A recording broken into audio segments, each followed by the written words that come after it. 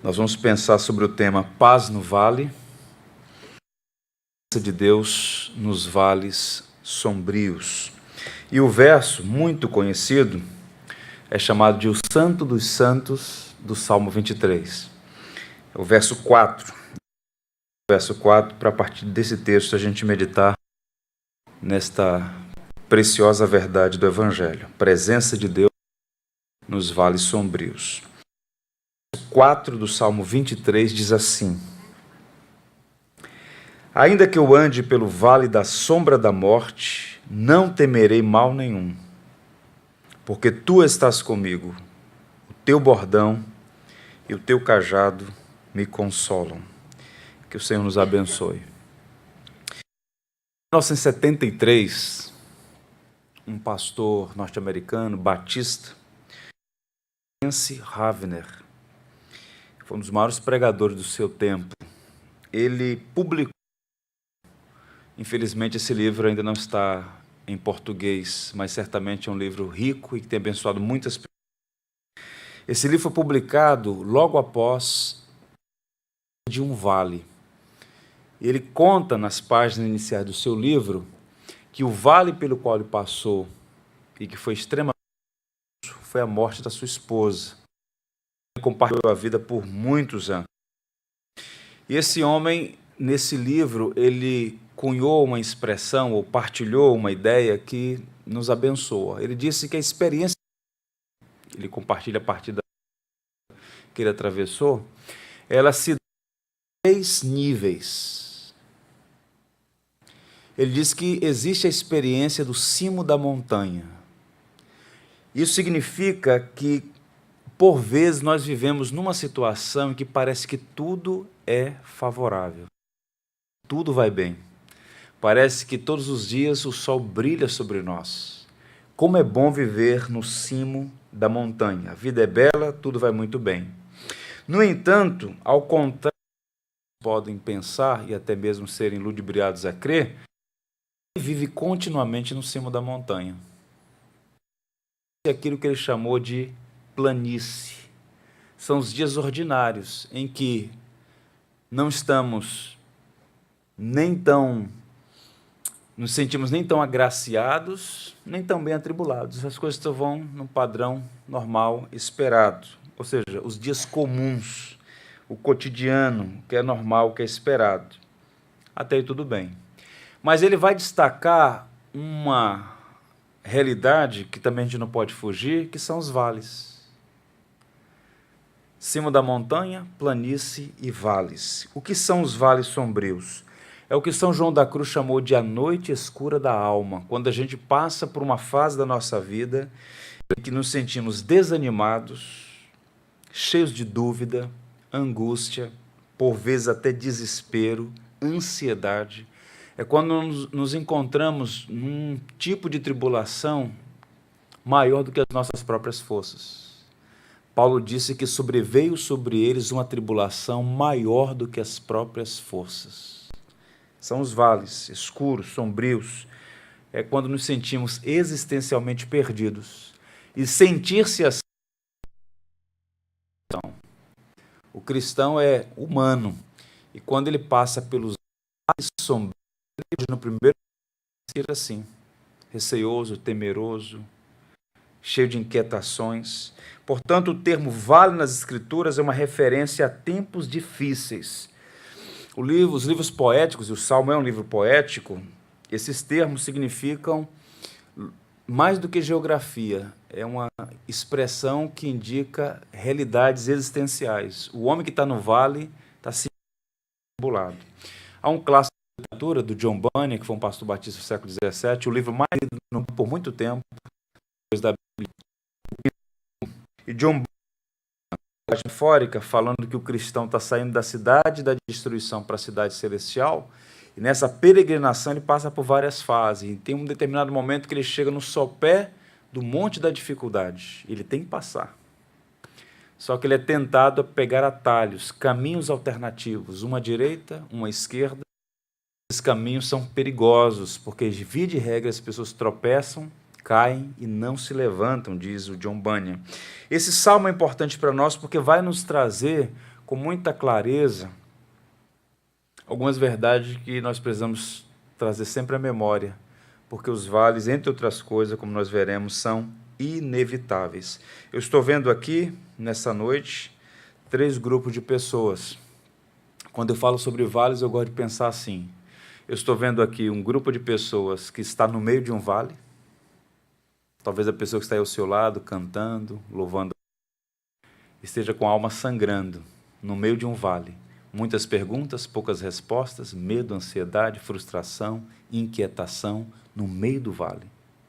Aos que acabaram de sair de um vale, estão contentes porque o Senhor os livrou, saíram de um vale, mas é possível que alguns aqui estejam a caminho de um vale. E a todos vocês, eu gostaria de compartilhar com todos vocês alguma verdade sobre os vales da vida, esses vales sombrios. O primeiro ponto, antes da gente pensar em algumas verdades no verso 4, vejamos, primeiro, os vales são inevitáveis. Primeira característica dessa realidade da vida é que são inevitáveis. É impressionante que as pessoas gostam de ser enganadas.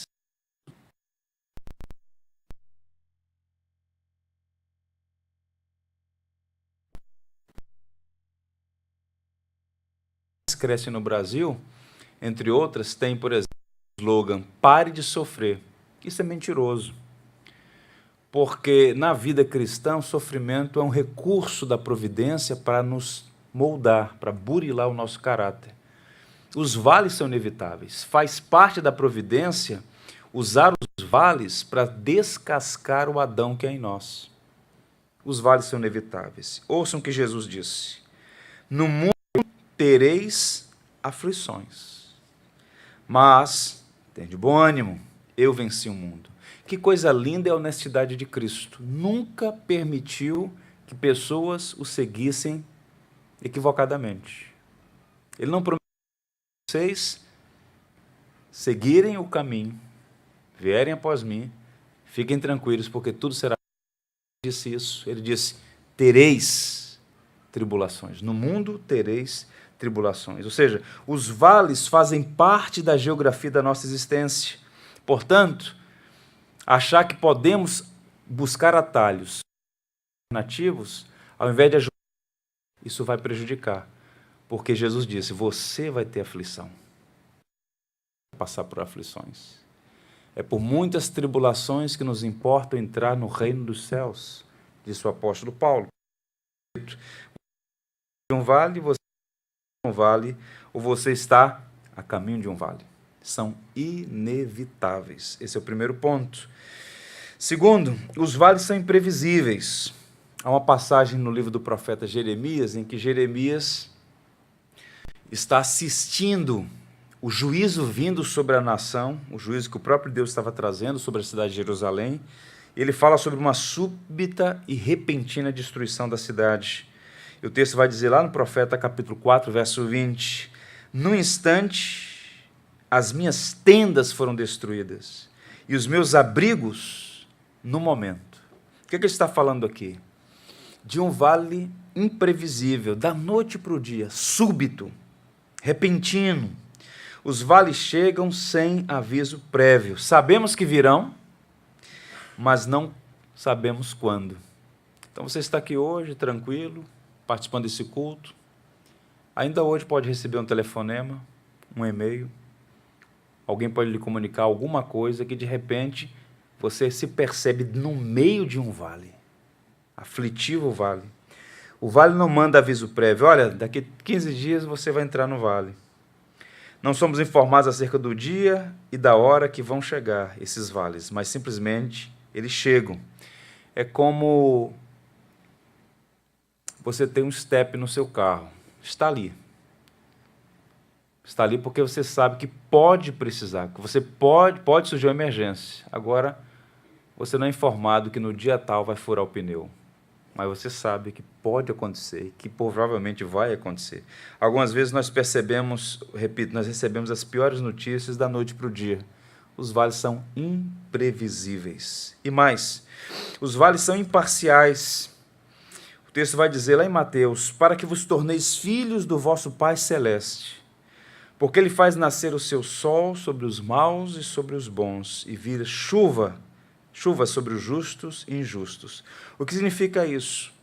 É que o cristão ele não recebe apólice de seguro contra o sofrimento.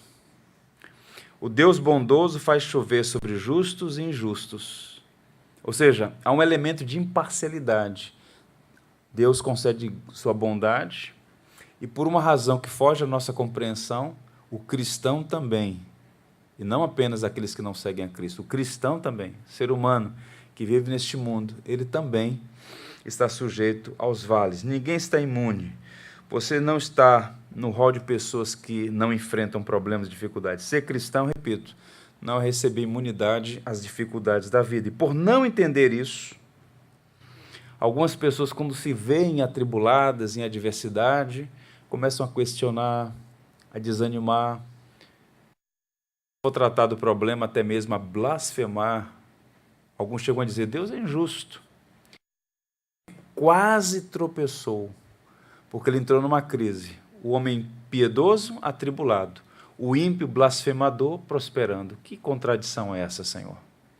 Meus pés quase resvalaram, quase eu caí, até que entrei no santuário de Deus e vi o fim deles, disse o profeta, disse o poeta Asaf. Nós devemos entender que as aflições, elas vão, além de atestar a nossa humanidade, elas vão, repito, ser instrumentos para tratar o nosso coração. O livro mais antigo da Bíblia, possivelmente, é o livro de Jó. E esse livro, ele foi escrito, entre outros propósitos, para desconstruir o falso entendimento de que o justo não sofre. Quem era Jó? Íntegro, justo, temente a Deus e se desviava do mal. E a despeito de ser quem era, um homem que andava com Deus, um homem temente e piedoso, Jó passou por experiências amargas indescritíveis. Ou seja, os vales são imparciais. Ele vem para o ímpio, vem para o servo de Deus, ele chega para o não cristão, chega para o cristão. Observe que quando Jó estava passando por aquela tribulação, a sua mulher chega a sugerir que ele amaldiçoasse a Deus e morresse. E a teologia de Jó é tão segura que ele vai dizer o seguinte, observe a linguagem. Então sua mulher lhe disse, ainda retens a tua integridade? Ouça um conselho da mulher louca. Amaldiçoa a Deus e morre.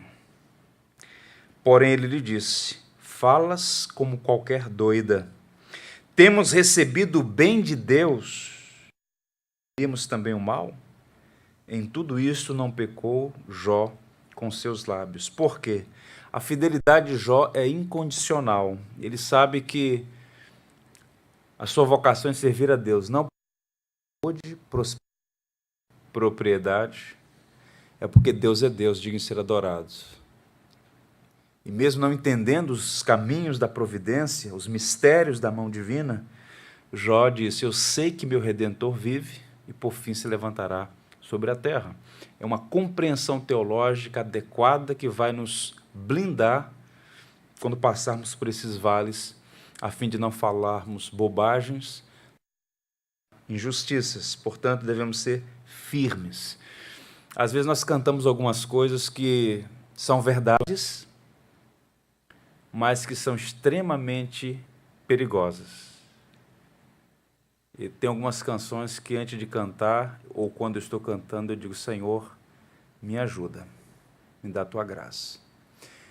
O hino 13 do cantor cristão, na última estrofe, Lutero diz assim, se temos de perder os filhos, bens, mulher, ainda que a vida vá, por nós Jesus está, e dar-nos-á o seu reino.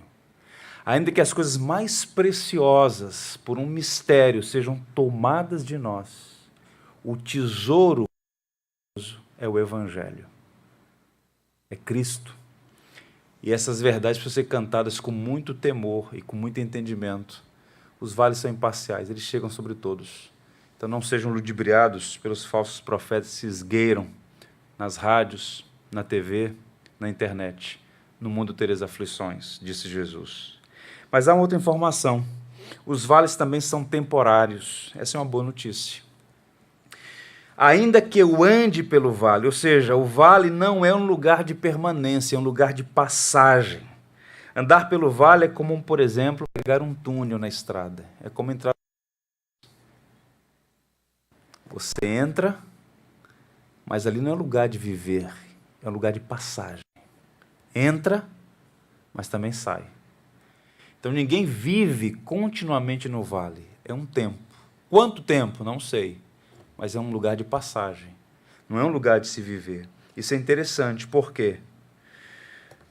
Faz parte da pedagogia passarmos pelos vales. E traz conforto saber que são temporários. Deus conhece o limite da nossa estrutura. Deus sabe o quanto podemos suportar. E Ele concede a graça para que passemos pelos vales.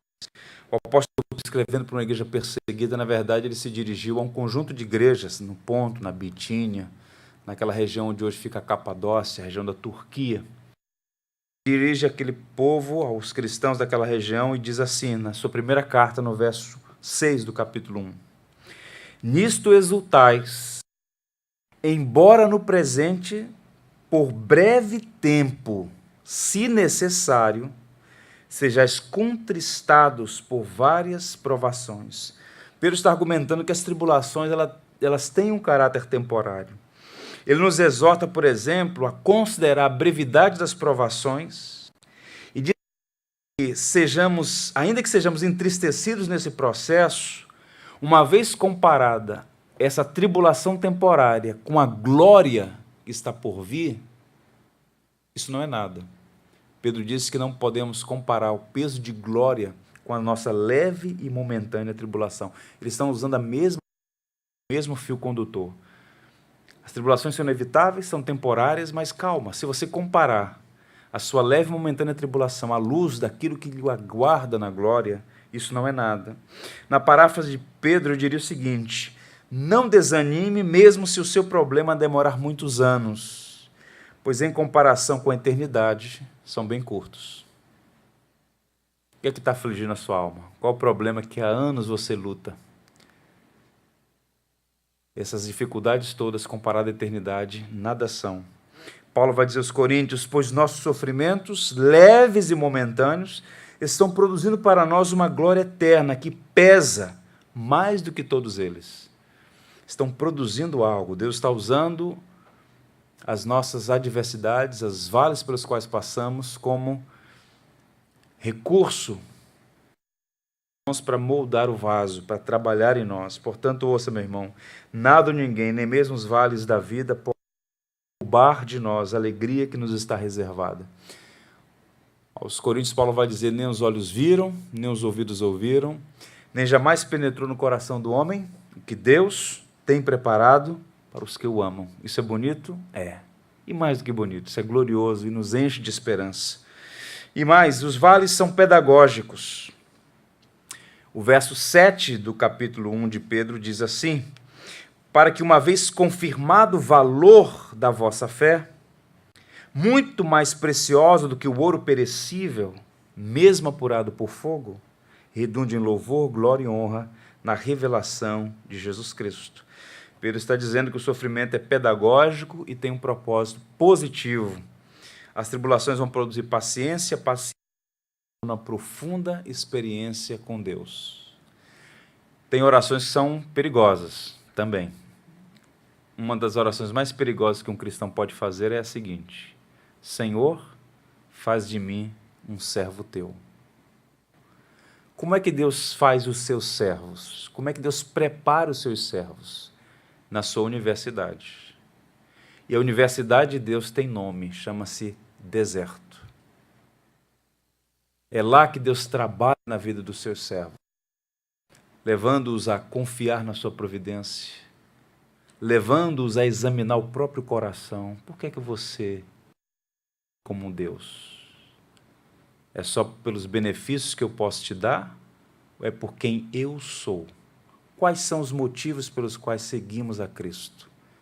O deserto tem a capacidade de revelar a nós mesmos a condição do nosso coração. O profeta vai dizer que o Senhor disse ao povo de Israel: levar-vos-ei ao deserto e mostrarei a vocês o vosso coração. Ou seja, o instrumento pedagógico da providência. Deus usa os vales para nos testar. E não é coisa de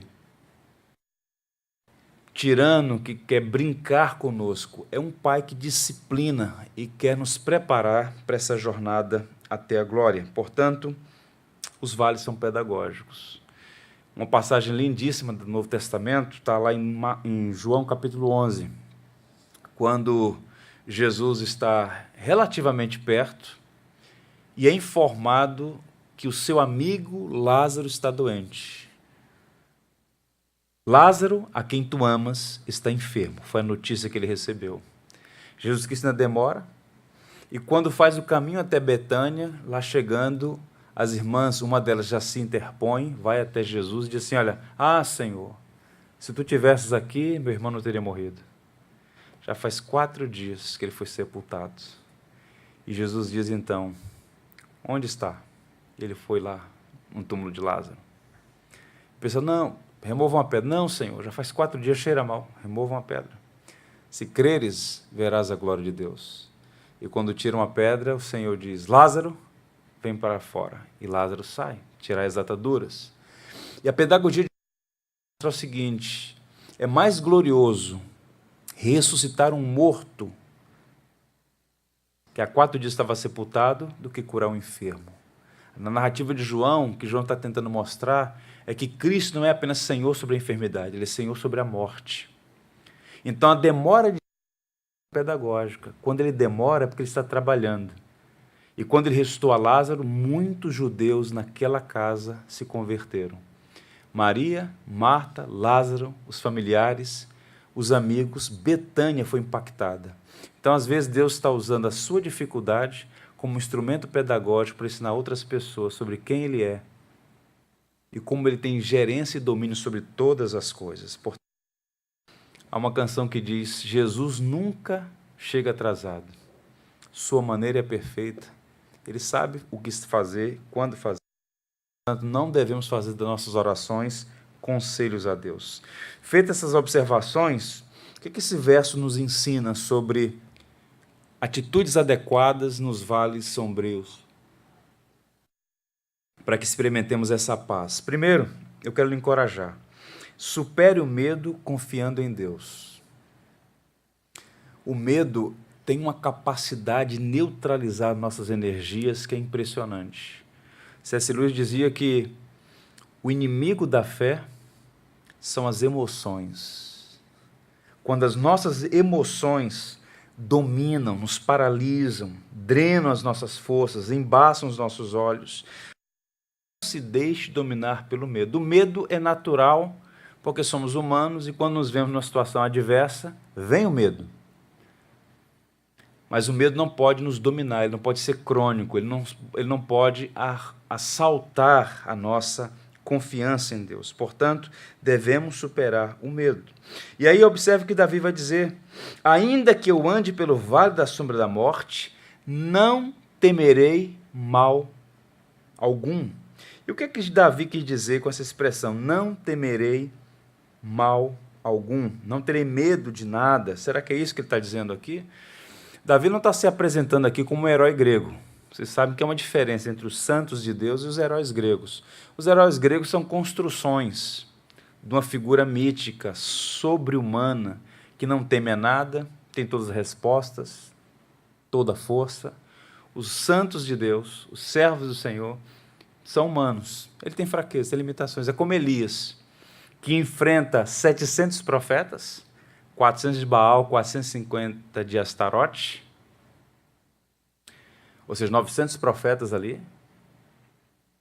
mas ao mesmo tempo é um homem que foge de Jezabel. Esse é o paradoxo. O ser humano é assim, e o cristão também. Ele tem virtudes, mas também tem suas fraquezas. Observe que quando Davi diz não terei medo de nada, não terei medo algum, ele não está falando que ele confia em si mesmo. Há uma linguagem aqui que pode superficialmente sugerir isso, mas o que Davi está dizendo é que a sua confiança em Deus o faz superar todo medo. Um exercício racional, uma espécie de confissão positiva. Davi está falando da fé em Deus, da confiança em Deus. João Calvino, comentando essa passagem, vai dizer o seguinte: Davi não quis dizer que estava destituído de todo medo, mas apenas que o superaria para então prosseguir sem medo, sempre que o seu pastor o guiasse.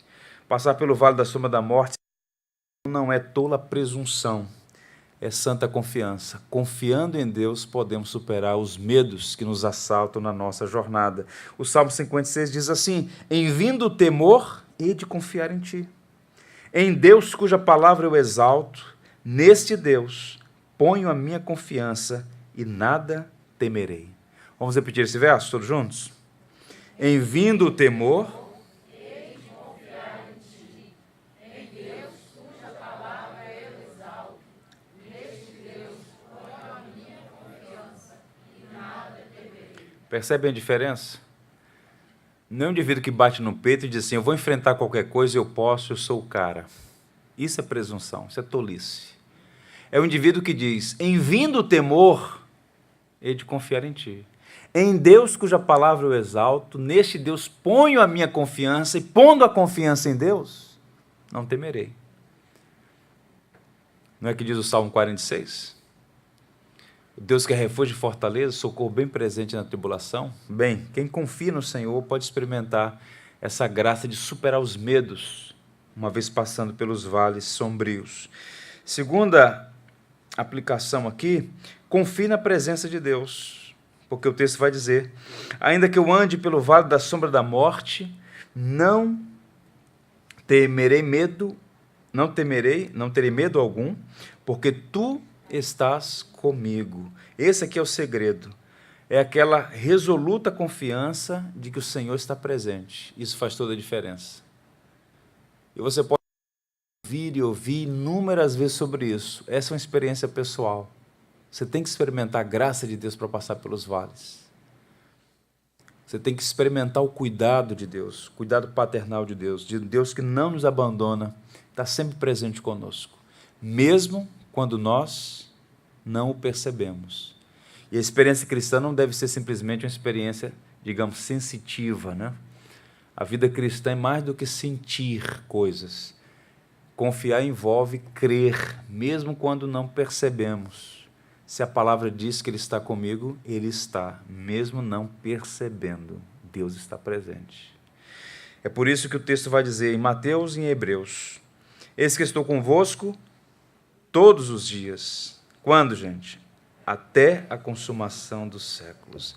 E o autor de Hebreus diz: de maneira alguma te deixarei, nunca jamais te abandonarei. Promessas da palavra do Senhor que nos encorajam. Você nunca passará por um vale sozinho. A questão é que nós somos muito parecidos com os discípulos no mar da Galileia. Mesmo sabendo que Jesus está no barco, há desespero, há medo. Mestre, não te se dá que morramos? Podes assim dormir? Ainda criticamos o Senhor por estar dormindo enquanto nós sofremos as nossas tribulações. O Salmo 121 diz que Deus não dorme nem cochila. Deus está sempre atento, e não apenas atento, dirigindo todas as coisas. E até mesmo as coisas que para nós são ruins, Deus usa como recursos para promover um bem maior, um fim último, que é glorificar o seu nome. Isaías, o profeta, vai dizer, nós lemos isso aqui na culto de quarta-feira: quando passarem pelas águas, eu serei contigo. Quando pelos rios, eles não te submergirão. Quando passares pelo fogo, não te queimarás, nem chama arderá em ti. Não temas, porque eu sou contigo. É a confiança em Deus que nos dá firmeza para seguir em frente e superar os medos e colocar nossa esperança totalmente no Senhor. O Salmo 27 vai dizer: o Senhor é minha luz, é minha salvação, de quem terei medo? Se Deus é minha luz, se Deus é minha salvação, o medo acaba sendo um elemento irracional. Se Deus está comigo, não há o que temer. Basta observar a estrutura do Salmo 46. Quando chegamos no verso 10, diz assim: aquietai-vos e saber que eu sou Deus. Aquietai-vos, porque Deus está conosco. Então o salmista, num raciocínio lógico, consistente, ele diz: o Senhor é minha luz, Ele é minha salvação, de quem terei medo? Deus está conosco, Ele vai nos guiar pelos vales. E por fim, aceite a disciplina e receba o consolo que vem de Deus. Essa é uma parte um tanto indigesta, mas a gente precisa considerar o que o salmista está dizendo aqui. Quando ele diz assim: tua vara e teu cajado me consolam. O que significa isso? No Salmo 23, no verso 4. Tua vara e o teu cajado me consolam. Davi, nesse momento, ele já é um estadista, ele já é rei de Israel, mas ele foi criado, forjado, trabalhado no campo, ele era um pastor de ovelhas. Então ele vai usar uma linguagem, e todo o Salmo 26 é a linguagem do campo. O Senhor é meu pastor, nada me faltará. Então quando ele fala de cajado e de bordão, cajado e vara, ele está falando de instrumentos básicos de um pastor de ovelha. O bordão servia para orientar e o cajado protegia. Então o consolo de Deus para nós, que somos ovelhas do bom pastor, é que Deus tanto nos orienta quanto nos protege. A nossa vida está nas suas mãos. O cajado é um instrumento que Deus resgata quando a gente se extravia. A vara é um instrumento que Deus disciplina. Então, por vezes, nós estamos pelos vales e queremos os atalhos. Como bom pastor, ele traz de volta e ele disciplina. Ele consola repreendendo e repreende consolando. É assim que o bom pastor trabalha com o seu rebanho. Deus corrige consolando e consola corrigindo. Essa correção altamente instrutiva e visa nos preparar para entrar no reino celestial. Pedro chega a dizer que nós somos atribulados para participar da natureza divina, da santidade de Deus. E essa expressão consolo de Deus na luta, na tribulação, nos vales, é muito interessante. Para citar mais uma vez o teólogo de Genebra, olha o que ele diz com muita propriedade. Deus nos consola não para que nos sintamos confortáveis, mas para que sejamos confortadores. Quando você passa pela dificuldade, aprende, cresce, amadurece, lá na frente você vai encontrar alguém que vai estar passando por uma tribulação da mesma natureza. E você vai dizer para essa pessoa: eu já passei por isso. E sabe o que eu aprendi? Que Deus está sempre conosco nos vales. E quando a gente se extravia, Ele traz com o cajado. Ele disciplina. Ele caminha conosco. O vale é para sair de lá. Enquanto estivermos pelo vale escuro, Ele é a nossa luz. Ele é a nossa salvação. Não há o que. Realmente uma experiência extraordinária. Portanto, eu quero te encorajar a meditar sobre essas questões, porque, repito, ou você passou, ou está passando, vai passar por um vale. E essas verdades serão como uma espécie de botes da salvação nos mares da aflição. Confie na providência de Deus. Nessa obra chamada Peregrino, John Bunyan, ele vai falar que cristão chega em algum momento e recebe e encontra uma árvore agradável. E essa árvore agradável foi plantada pelo Senhor e as suas folhas servem para revigorar os viajantes cansados. Então a palavra de Deus é esse alimento que revigora as nossas forças para seguir em frente. Refrigera a minha alma, diz o Salmo 23. Então se você está sentindo cansado, espere em Deus, fala: Senhor, refrigera a minha alma. Há uma canção que diz: ao pé da cruz. Eu queria ler para vocês a letra dessa canção, aos pés da cruz. Mas antes de cantar, de ler esse texto, essa poesia, eu queria contar uma experiência de um pastor com essa canção. Eu conheço um pastor que passou por uma situação muito, muito delicada. Ele já era pai de um garoto e eles planejaram ter um segundo filho. A esposa dele ficou grávida, eles perderam o bebê por uma razão circunstancial, ela tem um problema de saúde. perdeu o primeiro bebê. No ano seguinte, perderam o segundo bebê. No outro ano, ela estava novamente grávida. E eles foram fazer os exames, segundo mês. Eles estavam apreensivos e foram lá para a sala. E lá a médica fazendo os exames todos, e na expectativa de ver a ultrassom. No primeiro exame, ele tinha observado o coraçãozinho do bebê batendo. E nesse exame, quando eles foram, ele estava ali vidrado, olhando para a tela daquele computador, e ele não ouviu o som do coração do bebê. E a médica, com muito cuidado, se dirigiu para o casal e disse assim: olha, eu, com muito pesar, informo vocês que não resistiu. E quando eles saíram de lá, eles foram do lado da clínica para o estacionamento, então eles entraram no carro e, inadvertidamente, ao ligar o carro, o dedo dele toca no painel e, muito raramente, aquele pastor ouvia músicas dessas rádios, mas estava tocando uma canção. E na canção dizia o seguinte: meu Jesus maravilhoso és, minha inspiração para prosseguir.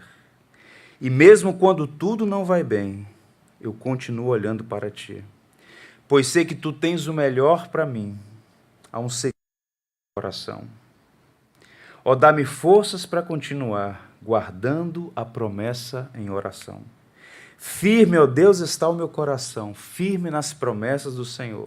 Eu continuo olhando, e assim eu sei que... E mesmo quando eu chorar, as minhas lágrimas serão para regar a minha fé, consolar meu coração. Pois o que chora aos pés da cruz, clamando em nome de Jesus, alcançará de ti, Senhor, misericórdia, graça e luz. Teu grande amor não cessa, eterno, não tem fim. Quão grande és tu, Senhor, quão grande és para mim. Tua graça é o meu refúgio, descanso no teu poder. Maravilhoso és para mim. Eles foram consolados. Existe paz no vale para quem confia no Senhor. Às vezes nós não entendemos as razões pelas quais Deus permite que vivamos certas circunstâncias, mas aquele pastor aprendeu que tudo que Deus faz, sempre, é bom, justo e perfeito. Podemos confiar nele. Eu quero encerrar lendo dois versos que falam muito ao meu coração. O primeiro é a conclusão de Abacuque, quando ele diz no último verso do capítulo 3, o Senhor, o soberano, é a minha força. Ele faz os meus pés como o da corça e faz-me andar nos lugares altos. Então, por vezes, nós estamos nesses vales mais sombrios, nos subterrâneos da jornada, mas Deus conhece os nossos limites, os vales passarão e o Senhor há de nos colocar nos lugares altos. Isso não é teologia triunfalista de falso profeta. É uma verdade que nós podemos confiar. Ele nos faz andar nos lugares altos. Hoje você está no vale, mas amanhã você vai estar no cimo da montanha, glorificando a Deus, porque tudo que Ele faz é perfeito. E até chegarmos no cimo da montanha, a boa notícia é esta. Profeta Miqueias: se morar nas trevas, o Senhor será a minha luz. Vamos repetir? Se morar nas trevas, o Senhor será a minha luz. Louvado seja o seu nome. Amém, meus irmãos? Vamos cantar o hino 202 que diz: Ele é meu e também teu Senhor. Se os problemas parecem não ter solução, quando as mágoas inundam o teu coração, há alguém que atende a tua oração. Jesus Cristo, Mestre e Senhor, Ele é dono da chuva, do sol e do ar, é Senhor da alegria, da dor chorar.